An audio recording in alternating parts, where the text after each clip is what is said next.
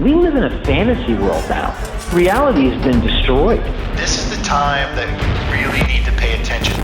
The probabilities are overwhelmingly on gold's side. That is the best environment to see gold increase its value. Welcome to Palisade Radio. I'm your host, Tom Bodrovics. Joining me today is legendary Rick Rule, investor, speculator, and founder and CEO of Rule Investment Media. Rick, thanks so much for joining me again today. Tom, thank you. I always enjoy these interviews, so thank you for having me back. Of course. Me too. And we're going to have a little bit of a different interview today. I subbed out my work and research for today, and I submitted questions from listeners. So we're going to cover a bunch of questions, and I think really we're going to cover, quite the gamut of, different topics. So I hope you're ready for it today. I absolutely am. I've come to really enjoy this format. You may know I do Q&A in my own network, the Rule Classroom, and I did Q&A yesterday across Canada on BNN.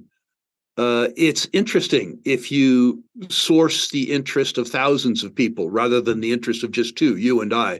Yep. So I congratulate you on democratizing the process. Well, we got a lot of actually excellent questions, and we got some that were, not so serious, but considering this is more of an educational channel, I think we should focus on the more serious ones. But I would like to start with one that's, a little bit lighthearted. Mike Maloney asked you where you bought the almond toffee stuff that you mailed him. There is a wonderful family-owned candy producer in Grand Junction, Colorado, called Enstrom's. Enstrom's was the gift of choice among the Denver oil and gas community in the early 70s when I lived there. And I have been giving Enstrom's candy ever since, much to the delight of people who do business with me. So I forget the spelling, but Enstrom, E-N-S-T-R-O-M, I think, in Grand Junction, Colorado. It is, from my point of view, the finest broadly available candy on the planet. Well, that must be some good stuff to, keep going back and get the attention of Mike Maloney. I should note that it's only shippable to American addresses, as far as I know. So, for your audience outside the United States in Mike's case, including Puerto Rico, it isn't broadly available. Well, there are ways around that. Drop shipping things. So if people really want it, I'm sure they can get their hands on it. Great. So, Rick, I'd like to move on to, something that we've been kind of touching on and getting different people's perspectives on. And I think yours would be, extra interesting considering that you've been in this space for so long. So at what point are the juniors going to attract capital? And why is there such a disconnect between the physical metal and the miners? And what will it take for the two to mean revert? Generally, the progress of a bull market goes as follows. The commodity begins to move first. Then the biggest and finest and most broadly held participants, the majors, the high quality majors, move next. Then the rest of the majors and the mid caps move. Then the junior producers move. And then the penny dreadfuls, the explorers, move. We saw in the mini market, the false bull market of 2019, 2020, 2021, something I'd never seen before, which was, I suspect, as a consequence of too much money in the system and the popularity of social media. We saw the penny dreadfuls move before the seniors moved and before the commodities moved. I'd never seen that before. And it turned out to have been a false bull market. But I would expect that the normal chain of events follows. I would expect that, as an example, as we've seen in the uranium market, the commodity moved. Then you had solid moves in things, particularly like Cameco, $8 to $44. Then you had a follow through on the higher quality juniors, the next gens of the world, the denizens of the world. And now you're seeing a broad spread response among the junior uraniums. I suspect that you'll see that in the precious metals market. I suspect if you see a pull through or a follow through in the gold price, that you will see strength in the Barricks, in the Newmonts, and the Agnico Eagles of the world. I expect then that the bull market will spread to the second tier seniors and also to the single stage development companies. One of the reasons that you'll see this is if they don't go up in price, they'll be taken over by guys whose prices do increase. Cost of capital is a durable, sustaining advantage. Your listeners would be well advised to think of a bull market as a circus master's whip. The front of the whip is the highest quality names. They move first, but the lower quality names, which move last, move further. And I think that's what you're going to see in the course of things. Now, as to the reason for the disconnect between metals prices and metals equities prices, I think there's two things. There's a normal lag, which we're going to see. But the second thing is, I really believe that the mining industry discredited itself in the decade 2000 to 2010. During that decade, the gold price, as an example, moved from $250 an ounce to $850 an ounce. And the free cash flow per share in the XAU fell. Mm-hmm. It took real skill to translate a sevenfold increase in the price of the commodity that you produce into a reduction in free cash flow per share. So the perception came among at least the institutional investment community that the people in the mining industry could screw up any opportunity. I think that's important to note. With regards to the juniors, it's also important to note, and by the way, this isn't meant to be a broad-based criticism of resource investors, just a statement of fact. If you look at the length and breadth of the juniors, probably only 10% of them are really viable. Mm-hmm. And I would suggest to you that the juniors are still overfunded, because too much money goes to spend to supporting G&A among the lame, the halt, and the blind. When people talk about the fact that capital hasn't been available to juniors, I retort that I've only been able to do 6 private placements in the last 12 months because the terms have been insufficient to attract the capital. Mm-hmm. Companies that don't deserve to raise capital have had a hard time raising capital, which is not a bad thing. The companies that do deserve to raise capital have been able to raise lots and lots and lots of capital. So much capital that even in the placements that I've been able to participate in all 6 of them, I've been cut back. So I would argue that capital isn't scarce. High quality opportunity is scarce. Yeah, I think that's a perfect way to put it, Rick. And I like the analogy of the circus masters whip. It's, I think, just spot on. Thank you. So as we're on the subject of juniors, can you explain in a simple way convertible bond sale?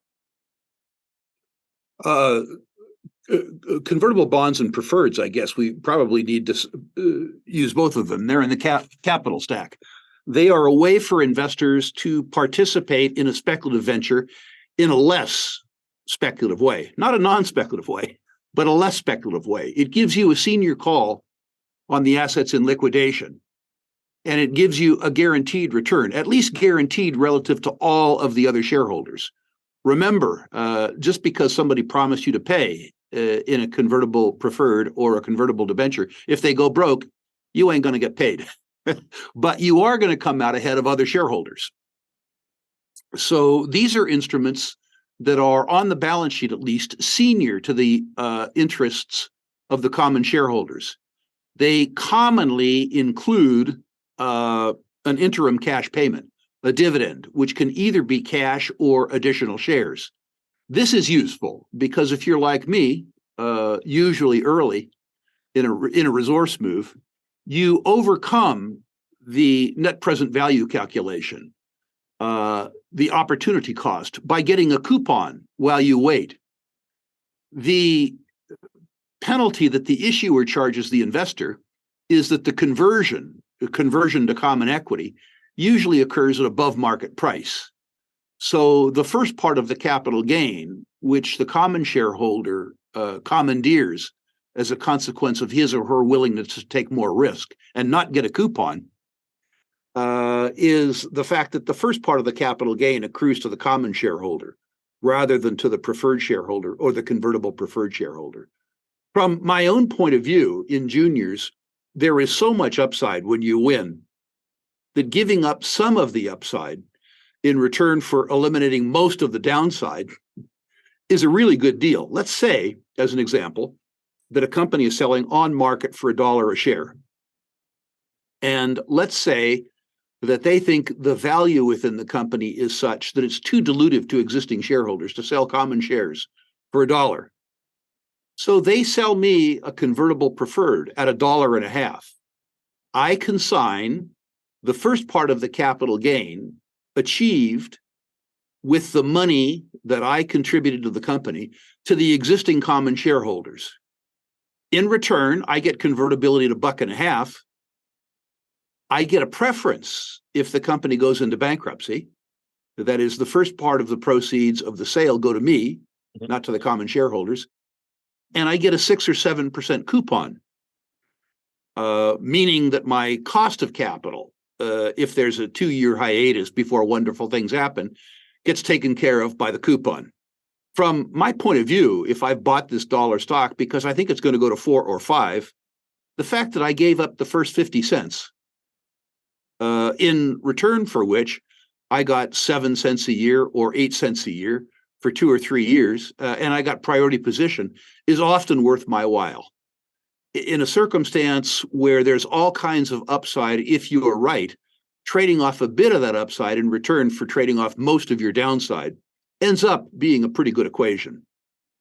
And it also seems a good way to kind of mitigate some of that risk as well. Absolutely. Absolutely, positively is a way to mitigate the risk. There are also various ways that people like me participate in non-convertible, meaning, as an example, a subordinated debenture or senior secured project financing, where we substitute a high coupon and some sort of kick, either a synthetic project interest or warrants. That's a different structure around the same thing. Mm-hmm. A yield instrument that's secured in some fashion, not unsecured, that gives most of the equity participation to the common shareholder, but also gives an equity kick to the secured creditor. Excellent. Rick, why aren't companies creating NPV flowcharts? Why are they not? I think for most companies, they have no NPV, most junior companies. And for a company with a $60 million market cap, to say that the net present value of their assets is zero, that the only thing that you're buying is upside, telling the truth interferes with their marketing. I think with regards to the higher quality companies, there's a whole class of institutional investors over 40 years that have been trained to look for upside, not to manage downside. Mm-hmm. I think that'll change in the next 10 years. And I think you'll see a lot more net present value models as more institutional investors come to understand that value is an important component, a prerequisite to growth. Mm-hmm. What I think you've seen over the last 40 years is that the people who took the most risk in many cases got the most reward. Or at least that was a narrative. Maybe they didn't get the reward, but the narrative was that they were going to. And the consequence is that management teams have been taught to sell the upside, not to sell the present. In particular, if you construct a net present value model that's a series of matrices, the matrices include the commodity price, and they include tonnage and grade, where you don't try to arrive at one conclusion, but you try to arrive at 9 conclusions, and you look at those conclusions and build your own probabilistic model. I think that's the correct way to do it. It's a ferocious amount of work, mm-hmm. And when people ask me why I don't follow more companies, and I tell them how much money goes into model construction for each individual company, they come to understand the constraints in models-driven net present value investing. Mm-hmm. It is a ferocious amount of work.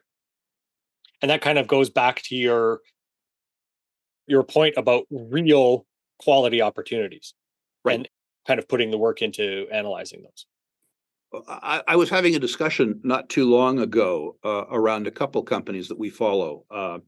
Centaurus in Brazil, Sovereign in Malawi, and I forget the name of the rare earths one right now in Brazil. But three companies that we think have the potential to deliver absolute tier one discoveries. $10 billion in situ reserve and resource, totals, best quartile return on capital employed, best quartile all-in sustaining costs. The models construction and checking the viability of the variables in each case consumed 50 or 60 hours of my time. And probably another 50 to 100 hours in consultants' time. So each one of these junior positions, just in terms of the base case model construction, consumed 150 hours. Mm-hmm. Many small institutions don't do this because their total research budget has to do with reading press releases. They don't have either the ability or the willingness to spend 150 hours per name amortized across 50 names. If you think about 50 times 150 hours, and you think about a consultant's time at, say, $150 an hour, it's a very expensive process. There's only a few of us that have the willingness and, frankly, the resources to do it. Mm-hmm. This really falls in line with exactly what we're talking about here, Rick, is explaining your rating system. 1 and 2s seem very rare from you. So does that mean 3 and 4 are still very good? But let me tell you what a 1 is, and this will put it in context. A 1 is a company with what I think will become a tier 1 deposit, which is to say $10 billion at current commodity prices in situ recoverable reserves and resources. There are not many of these. In addition, the deposit has to be, at least in a pro forma sense, in the best quartile worldwide on return on capital employed, certainly above 25%. Mm-hmm.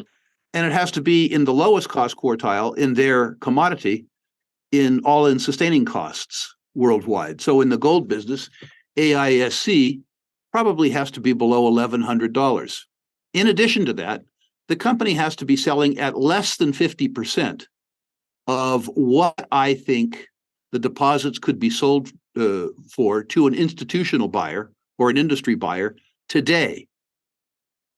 There has to be a catalyst within the next 18 months, other than a takeover, that I think could and should double the share price.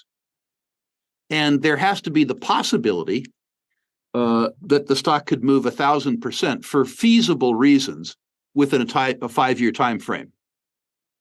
That's a wonderful conjunction of circumstances. If my memory serves me well, I've had 9 or 10 number 1 rankings in 35 years of ranking stocks. Oh, and by the way, they have to need not to raise capital for the next 12 months. I forgot that one.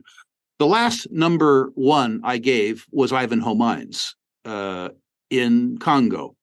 They were selling for 63 cents a share, if my memory serves me right. They had 96 cents a share cash in the treasury. In other words, they were selling at a huge discount to cash. They had recently done a private placement with an extremely intelligent investor, Zijin Mining, and CITIC, the Chinese parastatal, at $1.13. So this was selling for half the price of a new capital infusion that occurred 90 days before. I believe that they could sell the deposit to the Chinese, and this was one of 3 deposits, for at least double what the share price was. And the exploration success that they were enjoying at Kamoa and Kakula was off the charts. They were drilling hole after hole after hole in 5% copper in a world where the median produced grade is 1/2 of 1%. In addition to having Kamoa and Kakula, they had Kapushi, which was and is the highest grade undeveloped zinc deposit in the world. In a world where the average production grade of zinc worldwide is 5%, this is a 32% zinc deposit. And on top of that, they had the largest undeveloped platinum and palladium deposit in the world. That's what a 1 looks like. There are not many. How many years ago was that, Rick? What year would that have been? 2016. So it's been a while. Yeah, 2018 maybe. It's been a long while. Mercifully for me, and I also have to know what's wrong with the stock. What was wrong with it? It was in Congo. So I had to ask myself, in Congo, there's a possibility that you could lose all your money. You put up 63 cents, you lose 63 cents. I also had to know that their cost of capital would be higher because they were in Congo. Mitigating that was that the best promoter I've ever met, Robert Friedland, was busy attempting to lower his cost of capital, which is to say raise the share price. And they had managed to attract a very, very, very intelligent group of investors at a price that was double the price the stock was selling for. So my real dilemma was, am I willing to buy something for 63 cents that could go to zero, where I think it'll go to $10? And the answer to that was yes. The juxtaposition of the upside to the downside was so substantial that I took an amount of money that I was willing to lose all of in hopes of a 10-bagger. I didn't get a 10-bagger. I got a 20-bagger. That's okay. It's the right kind of variance. By the way, there have been 2 other ones that I have awarded that have also been in Congo. Going way back, Kilomoto Goldfields, or Moto Gold, which ultimately was sold to Barrick, discovered what was then a 10 million ounce deposit is now a 30 million ounce deposit. Same sort of circumstances. Because it was in Congo, it was stupidly cheap. The grades were stupidly high. The people were insanely good. And then Tenke Fungarumi, the Lundin family in the 1995-1996 downturn. Stock was selling for 19 cents a share. There was 30 cents a share cash in it. It had the biggest and best undeveloped copper mine in the world, and it was controlled by the Lundin family. The value proposition was the same. People didn't have the balls to go into Congo, but you had first-class people with a first-class deposit selling at much less than half of what it was worth. What seems to be the common point around my ones is political risk. Now, in 2022, I missed a 1. And I want to say this publicly. When the oil price went to zero and hovered around $20, and when ExxonMobil was kicked out of the Dow 30, all the index sellers had to sell Exxon. It was a one-off event. And the idea that the oil price could stay at 20 when the all-in cost to produce a barrel of oil worldwide, including cost of capital, was 60, was nil.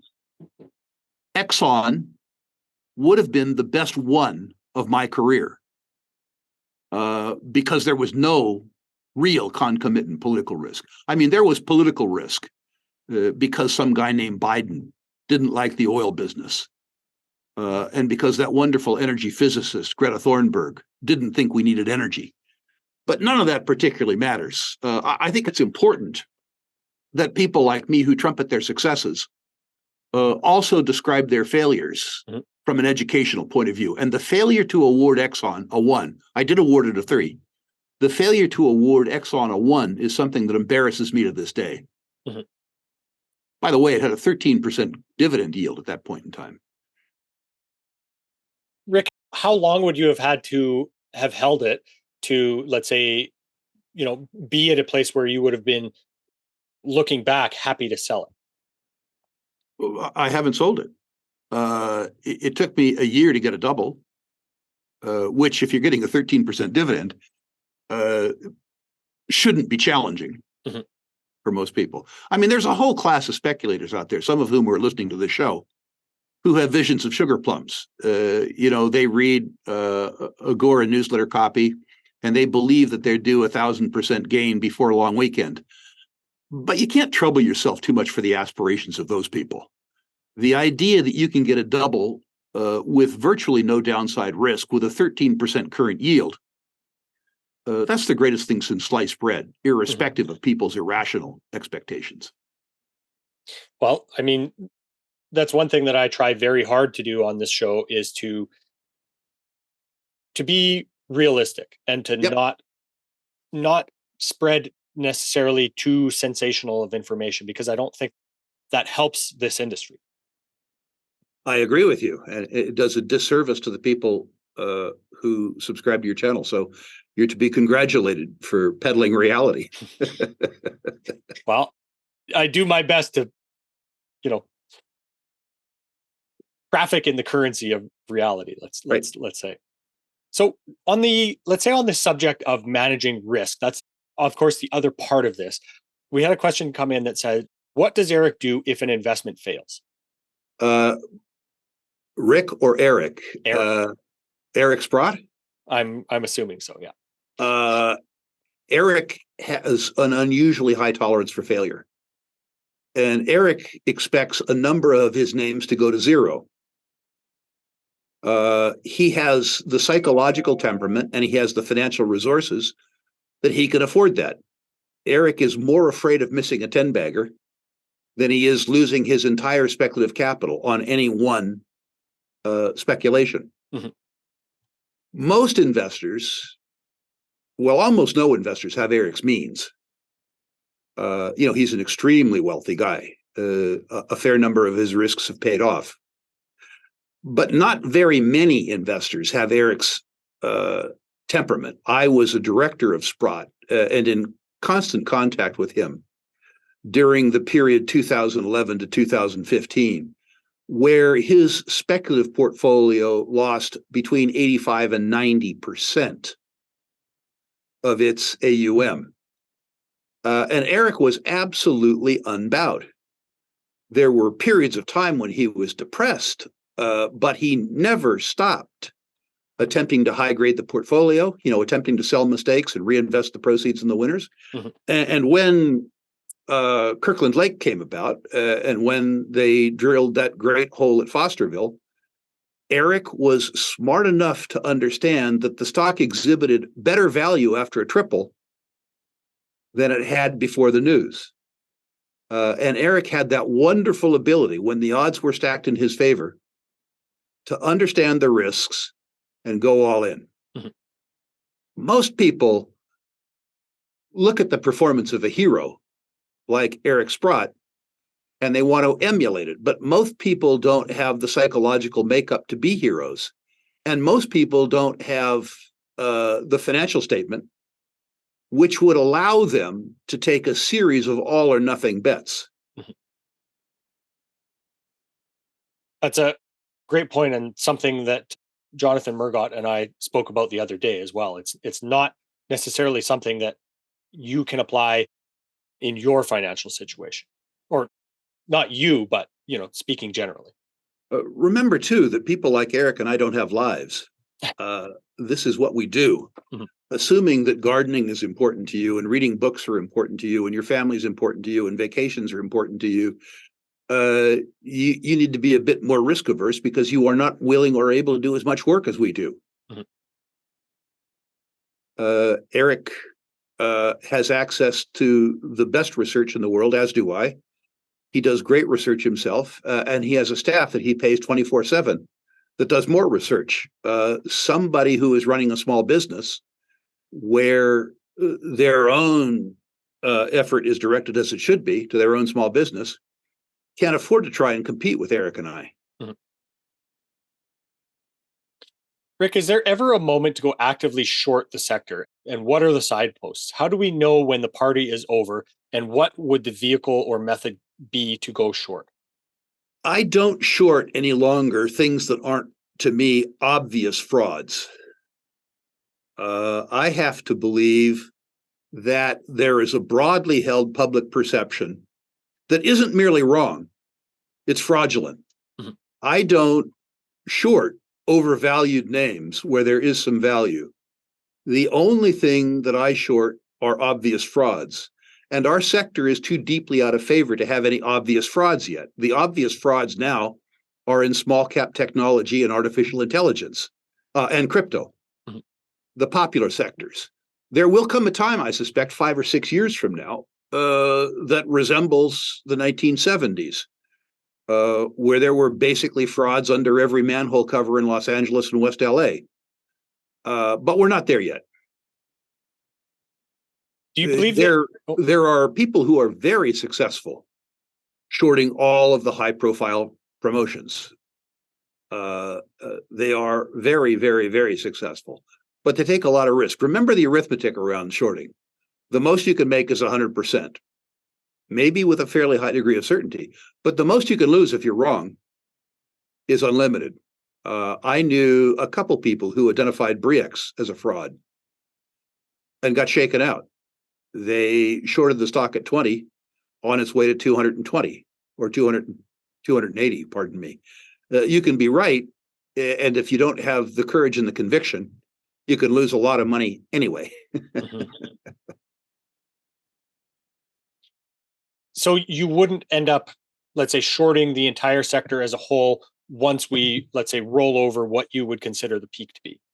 I did that when I was younger. And I have to say that my track record with regards to contrarian shorting was unblemished by success. So I don't do that anymore. I try to have the discipline to take money out of sectors that are fairly and fully valued and put that money into sectors that are roundly hated and ignored.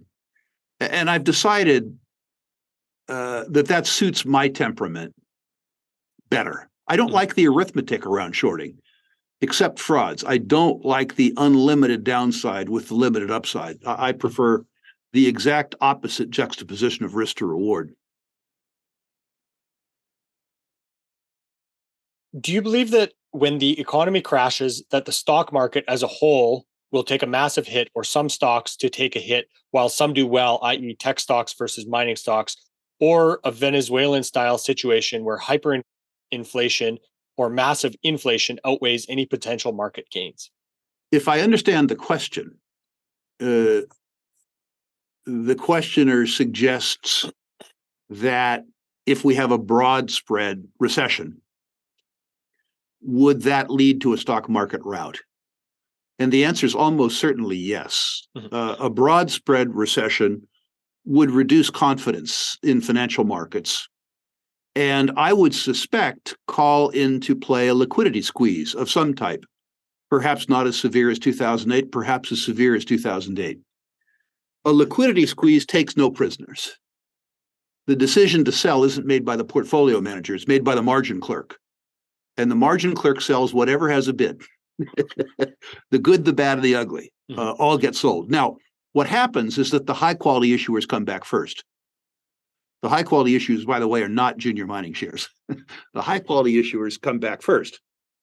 So I would suspect that if we have a fairly broad-based economic recession, that we would have a credit-driven decline in both bonds and equities, and then we would have a confidence-driven decline in liquidity. And that would be ugly.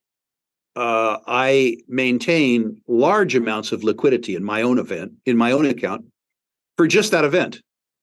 I understand that deposit interest rates I'm being paid means that I'm actually losing money after real inflation by maintaining liquidity. But one of the best investment years I ever had in my life was 2009, because I went into 2008 with both the cash and the courage that if there was a liquidity constraint, that I would benefit from it as opposed to being penalized by it. And I suspect that there is a strong possibility, if not a probability, that we will have a recession. and as a consequence of that, we might have a liquidity event. If that occurs, I'm going to be ready. I will have the cash, and as a consequence of the lessons I've learned, I'll have the courage to push the button when everybody else is scared to death, lying in fetal position in the corner. The button to deploy capital. Yep. Yeah. Yep. The buy button, not the sell button. Yeah. Rick, this question is along the same lines, but I think it captures, let's say, a lot of the sentiment around, a lot of the people in this sector listening to this show.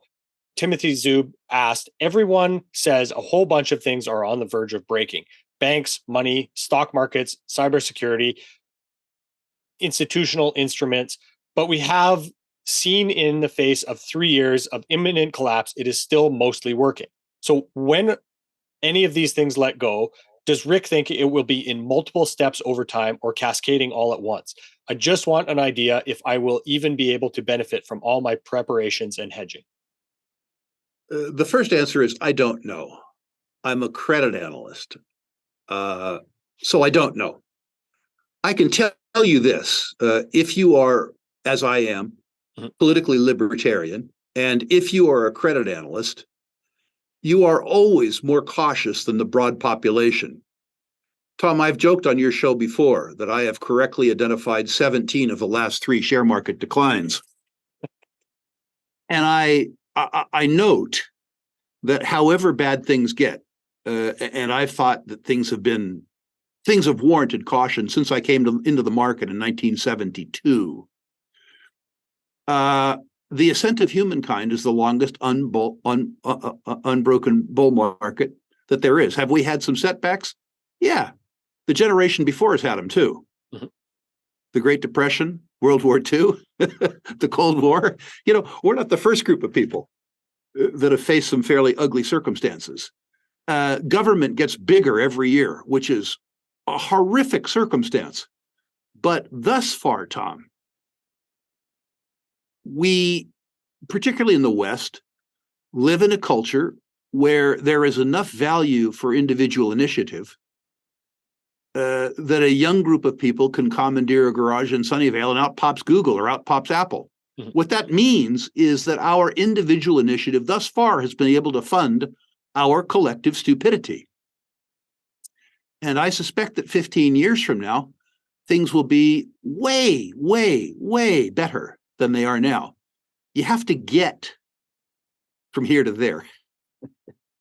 You do that, first of all, by education, by investing in yourself, by reading, say, a book a week. You need to do it, too, by being prudent in your portfolio. You need to maintain high liquidity balances, despite the fact that that is costly. You have to own gold, precisely because gold hasn't performed yet. And you have to be a contrarian. If you and I had done an interview, a widely advertised interview in 2020 about uranium, there would have been 50,000 views because uranium was temporarily popular. If we had done the same interview in 2022, it would have been grossly unpopular. If we did an interview about uranium now that was widely interviewed, it would be popular again. In other words, the popularity would vary inversely with the utility. Kind of like the growth of our show while gold had its run, from 2020 to 21. Correct. And what investors need to do, rather than worrying too much about the direction of the world, is worry much more about their own portfolio and how they organize their portfolio to make it as bulletproof as they can. And in particular, they need to remember what Buffett says. Some of the things Buffett says. Buffett describes investing as a game with no called strikes. In other words, your time at bat is your money. But unlike base, if a pitcher throws one past you that you don't swing at, nothing bad happens. So it's okay to let some get away. What you do is you wait for the pitcher, which is the market, to get tired and throw you a nice fat pitch. And then you dig in your cleats and swing. Mm-hmm. Don't be afraid of missing out. Fear of missing out is where those strikes come from. Mm-hmm. Worry about the whiffs, not the ones that they throw past you. Mm-hmm. But also, when they throw a fat pitch, dig in and swing. Absolutely dig in and swing. Don't do stuff you don't understand. If you're going to do technology, get to work and learn about technology. I don't do technology, not because I don't think that technology is in the future. I don't do technology because I don't have a durable competitive advantage relative to other participants in technology. I don't know enough about it to compete in that arena. So I willingly give up the profits that could occur to my account with regards to technology if I was willing to take the risk of my own ignorance, which I am not. I am very aggressive in investing in things like insurance companies and community banks, conventional financial services businesses, and I'm very aggressive investing in natural resource businesses, particularly when they're out of favor, because I've invested my own knowledge. Mm-hmm. And so I would urge the questioner to worry a little bit less about U.S. politics, worry a little bit less about crypto, but worry a little bit less about the banking system and worry much more about one's own preparedness. I am concerned, as an example, about the continuing duration mismatch between deposits and loans in the American banking system. But I don't, as a consequence of that, deposit money with supposedly sound, too big to fail banks that pay me no interest. Because of my fear, I'm going to give up 4% current yield. A much smarter response is to study banks that have good historic performance, good loan loss reserves relative to experience, and high amounts of cash on the balance sheet, which is to say, work. Mm-hmm. Don't worry, work. Another gem. I like that quote. Rick, as we're talking about education, you have another boot camp coming up that covers a lot of these topics, right? I do. And thank you for bringing that up. In my declining years, what brings me joy is education. And I want to get paid for it. I want to build an education business like I built a financial service business. And I want that education business to survive me, like my financial services businesses will survive me. Mm-hmm. And so we do a couple things, and they're all interrelated. In the first, in rural investment media, anybody who cares what I have to say can submit a stock portfolio to me, and I will grade it 1 to 10 for free. That's to get your attention. The second thing I do is I have something called the Rural Classroom. If you go to Rural Classroom, there's 200 hours of programming about how to select and how to pick natural resource stocks. And then we give you the opportunity to do it in real time. We have a live symposium in Boca Raton every year. I think it's in its 30th year this year, where we give you the opportunity to use the lessons that you learned in the Rural Classroom. We give you big picture thinkers, but we give you 50 or 60 curated exhibitors. If you're a sponsor at one of our events, it doesn't mean that you have a check that cashed. It means that we like you enough that we own you with our own money. Doesn't mean that every stock that I select goes up, but it does mean that the process is very, very, very honest. Mm-hmm.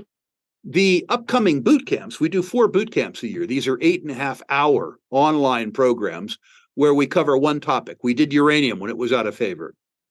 We did silver, which is still out of favor. We did royalty and streaming, which are consistently good businesses. And now we're doing development and pre-development stage companies, the companies in the boring part of the Lassonde curve. You'll notice that I like what's unpopular. I like boring because I don't like being terrified. I'd prefer to be bored. And the idea is that we bring speakers who can teach you in depth about the process in understanding development stage companies. how to understand a pre-feasibility study, how to understand a feasibility study, how to understand the capital stack that goes into mine construction, how to benchmark success in the construction process, the re-rate that takes place if the company develops on time, on budget completion at nameplate capacity, which, by the way, is a consistent 12-month double.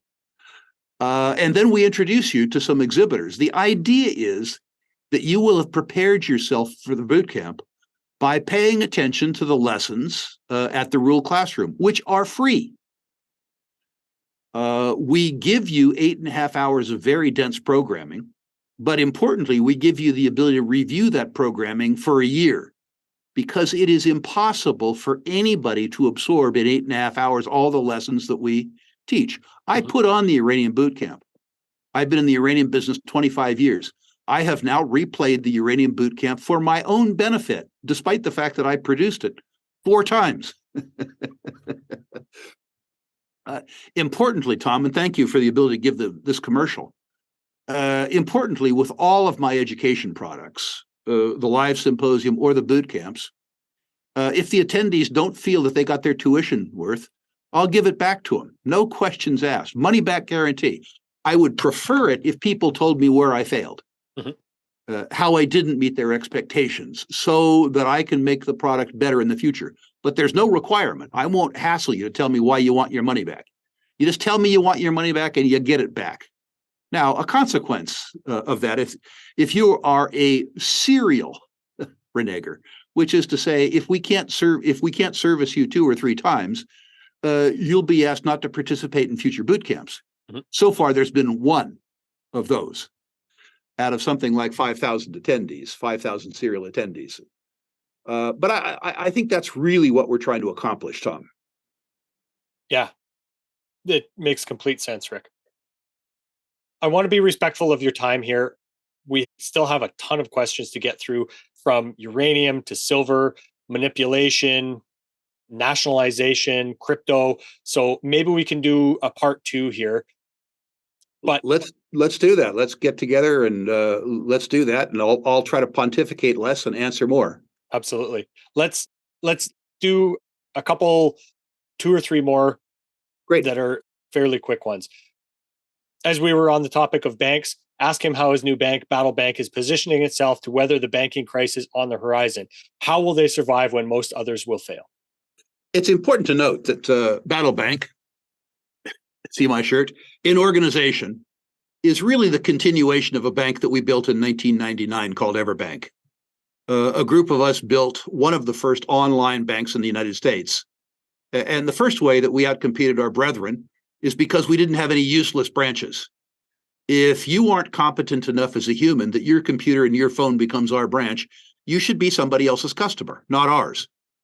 That lowers our costs by about 125 or 130 basis points. The first thing is that we can deliver great service to you for less money.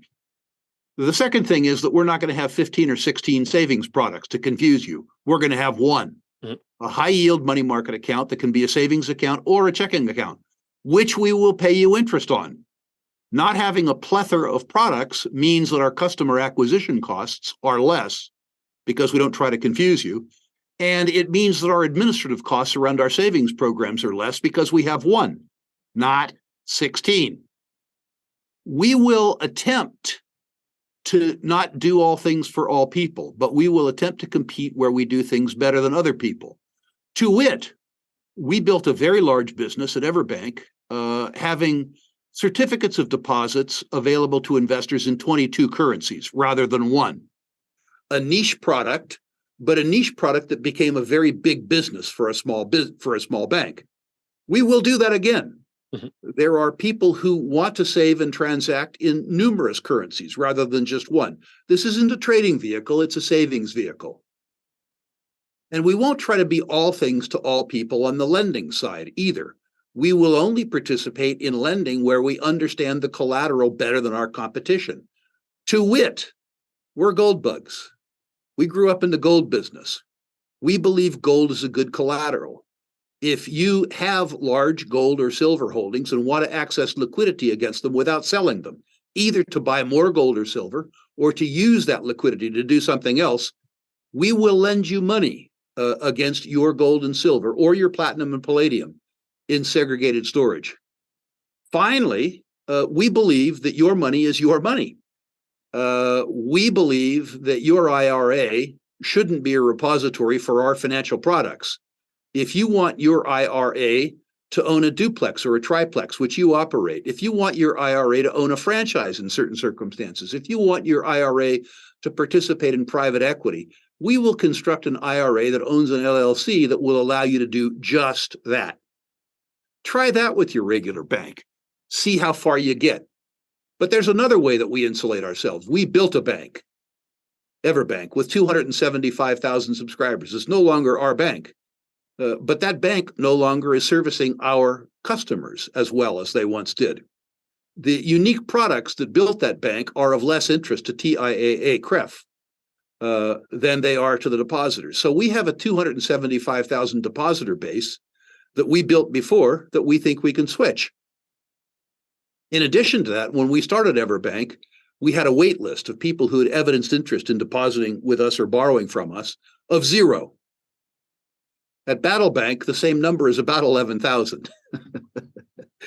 So I think our customer acquisition cost and our focus on delivering savings and investment products to a unique niche of customers across the country is unparalleled. I describe Battle Bank as a community bank for contrarian, libertarian entrepreneurs. That's our community. Our community isn't defined by geography, but rather by ideology. It turns out being a high net worth and highly intelligent community, which is the right community to bank anyway. Sounds like exciting stuff, Rick. Let's wrap up with one last question from my buddy Kona Capable. How likely is it that the Shanghai exchange overtakes the Comex for price discovery in the precious metal space in the next 5 years? I think a 0 probability. I think that we are going to develop a sort of a multilateral exchange mechanism where leadership is spread. And I think that ultimately leadership probably goes to the blockchain in commodities. I think eventually most commodities will trade on a coin-based network that's global and not controlled by dealers or not controlled by exchanges, but rather controlled by the customers. I think that's 10 years away, but I think it's inevitable. The abuses in the Shanghai system, the abuses in the Comex, the abuses in the LBMA, I mean, understand, these are dealers' clubs. Now, I happen to have been a member of the club for a while, which was a benefit to me. But ultimately, the exchange of commodities will be controlled by the consumer 10 years from now, and it'll occur through the distributed ledger on the blockchain. And in effect, the exchange will become a cooperative. Excellent, Rick. As I said, I want to be respectful of your time, so we'll have to set a time to do part 2. If there's anybody that wants more information from you, most of your stuff is all available at Rule Investment Media, right? Yeah, absolutely. To interact with me, go to Rule Investment Media. I will rank your natural resources portfolio for free. Download your portfolio. I will rank them 1 to 10. I'll comment on individual issues where I think my comments have value. If you are interested in my bank, if you're unhappy with your current bank, in the question and comment section at Rule Investment Media, simply write bank, and we'll put you on a wait list. Perfect. Rick, thanks again so much for your time and sharing all your wisdom with us today. Always a pleasure. Thank you so much for having me back. This podcast is for general informational purposes only. Nothing on this podcast should be taken as investment advice. Guests on this show are not compensated for their appearance. Listeners are urged to educate themselves and make their own decisions. Do not base any investment decisions on the information contained. To view our full disclaimer, please visit our website.